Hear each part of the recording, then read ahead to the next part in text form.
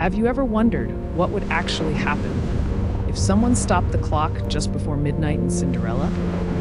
Not paused it for a second, not slowed it down, completely stopped it, so midnight never comes. Because I did, and if I'm being honest, it didn't go the way I expected. You see, a day before the royal ball, I arrived in the kingdom. Quietly, of course. I always do. No one ever notices a skeleton walking through shadows, and I prefer it that way. The castle was already preparing for the grand night. Servants rushing, chandeliers being polished, guards standing taller than usual. Everything felt rehearsed, like everyone already knew how the story would end. And that's exactly what bothered me. I found her later that evening, Cinderella, sitting by the window, her hands covered in dust, her eyes fixed on a world she wasn't part of. I didn't need to ask what she was thinking. I already knew her story. The magic, the dress, the dance, and then midnight. The moment everything disappears, the moment she goes back to nothing. And for some reason, I didn't like that. So I made a decision right there. What if, just this once, her happiness didn't have an expiration time? The next day moved exactly how I expected. The fairy godmother appeared right on cue. The transformation was flawless. Glass slippers, shimmering gown, the whole perfect illusion. Even I had to admit, it was beautiful. But beauty like that always comes with a cost. That night, the ballroom was alive. Music echoed through the walls, laughter filled the air, and for the first time, Cinderella wasn't invisible. She danced like she belonged there, like she had always belonged there. And the prince, he couldn't take his eyes off her. I stood at the edge of it all, watching, waiting, because I knew what was coming. The clock, ticking closer, louder with every second, and then I thought, why should it? Why should one moment decide everything? So I slipped away from the crowd and made my way up the tower.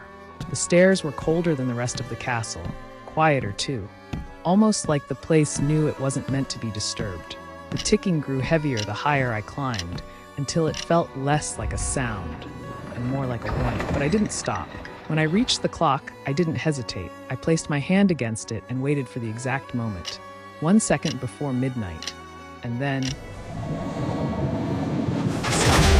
just like that. No explosion, no dramatic flash, just silence.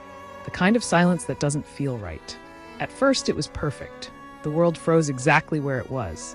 The dancers mid-step, the music hanging in the air, the prince still holding her hand. Cinderella stood there, untouched by time, her smile still alive in that single moment. I actually thought I had fixed everything. Until she moved. At first, it was small. A blink, a breath. Then she slowly pulled her hand away from the prince and looked around, confusion replacing her joy.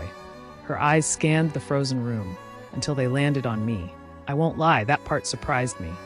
Most people scream when they see me. She didn't. Instead, she walked closer. "You did this," she said. Not a question. I nodded anyway. "I wanted to help," I told her. "Now you don't have to lose this. No midnight, no ending." For a moment, she just looked at me, not scared, not angry, just disappointed. "You don't understand," she said quietly. And before I could ask what she meant, the room shifted. A crack ran across the floor beneath us. Then another. The frozen lights flickered, the walls trembling like the entire castle was struggling to hold itself together. "This isn't how it's supposed to go," she continued. "The magic, it needs to end." I turned back toward the clock tower instinctively, even though I couldn't see it from there. Something was wrong. Not just a small mistake, something deeper. "You gave me more time," she said, her voice softer now, "but you took away the meaning of it."